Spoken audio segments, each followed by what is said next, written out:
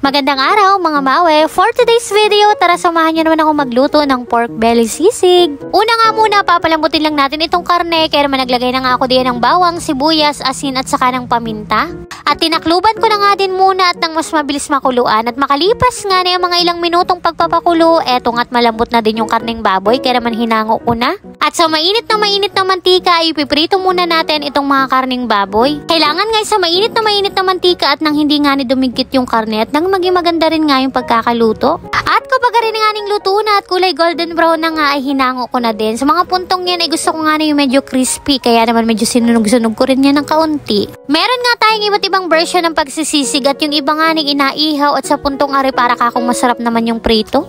At nung hindi na nga mainit yung karne ay pinagtatatad at pinaghihiwa ko nga lamang ito sa maninipis at maliliit na bahagi. At pagkayari ko nga ning magayat lahat ng maninipis, ngayon naman ay ilalagay na nga natin yung iba pang mga sahog. Naglagay nga lamang ako diyan ng maraming gayat na sibuyas, siling berde at saka siling labuyo para naman sipang-sipa.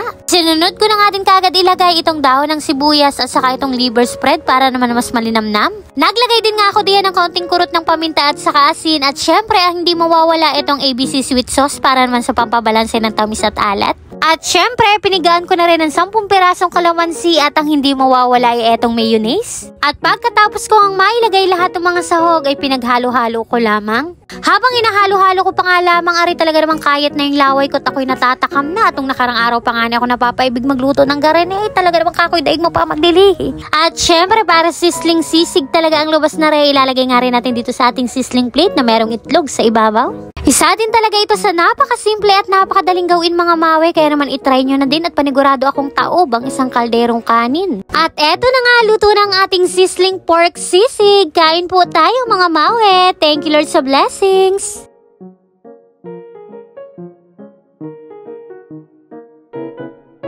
At pagkayari naman namin kumain diyan, bandang patanghali na nga ito nang pumunta kami dito sa may elementary school para bumoto. Sabay-sabay na nga ni kami diyan at sobrang bilis din lang naman at nakaboto din nga agad kami at nakauwi sa bahay. Fast forward, kinabukasan na nga are, agang-agang nagsiparada ang mga bagong halal na opisyales dito sa aming barangay. Abay, abot na naman nga hanggang tainga ang ngisi na ring tatay ko at panalo nga pala siya sa kanyang kaunang-unahang pagtakbo bilang kagawad ng aming barangay. Noong una nga hindi talaga kami napayag na tumakbo nga siya bilang kagawad ng barangay at kako nga wala rin naman dati sa utak niya ngayong ganyang mga bagay.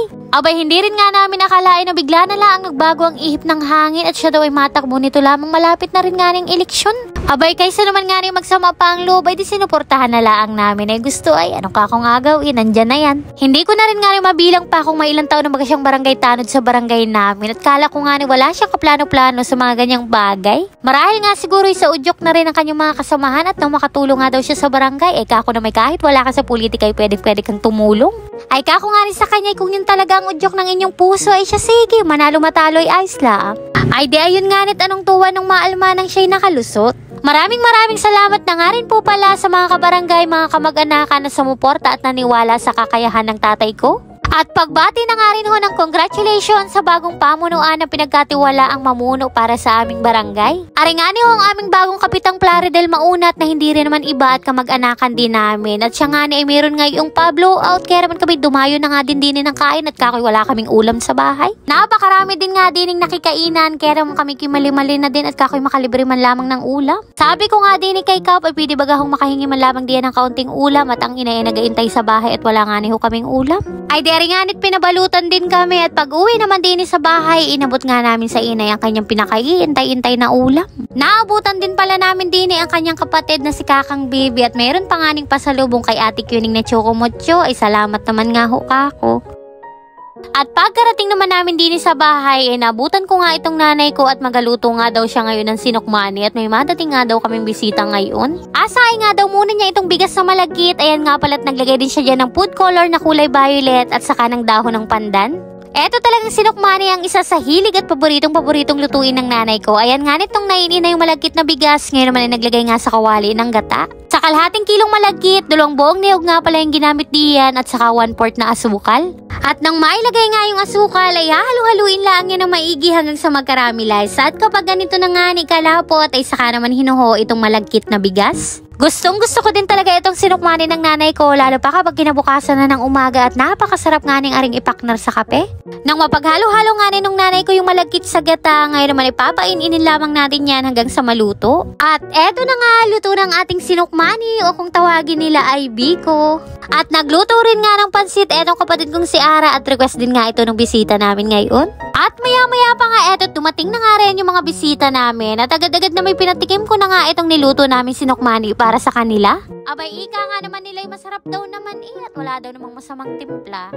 Kinahaponan naman, bandang alas 3 na nga ito ng hapon nang kami ay makarating din sa Pola at kami nga ni ngayon ay nakumbidahan din sa punsyonan at birthday nga pala nitong pamangkin ng aking asawa. Saktong-sakto din nga laang yung dating namin at mag-uumpisa pa nga laang ng kanilang party. Ika-7th birthday nga nitong bata at maya-maya pa ay tinawag na nga din si Ate Kuning para iabot nga yung kanyang bigay na regalo. Kaso ko naman itong batutang ito hindi nga rin agad na-inform na ibibigay yung regalo dun sa kanyang pinsan at akala niya ngay kanya yun, yan tuloy, inaagaw na.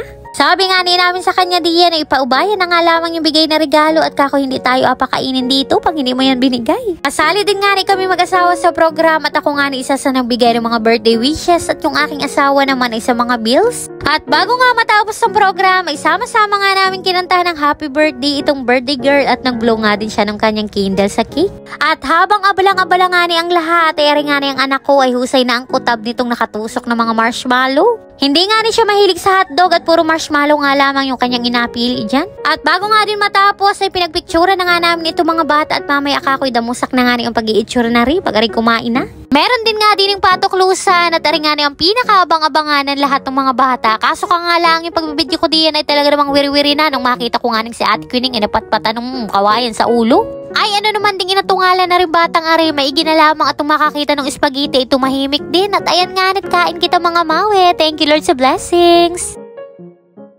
And yun lamang muna for today's video. Maraming salamat po sa inyong panonood. God bless.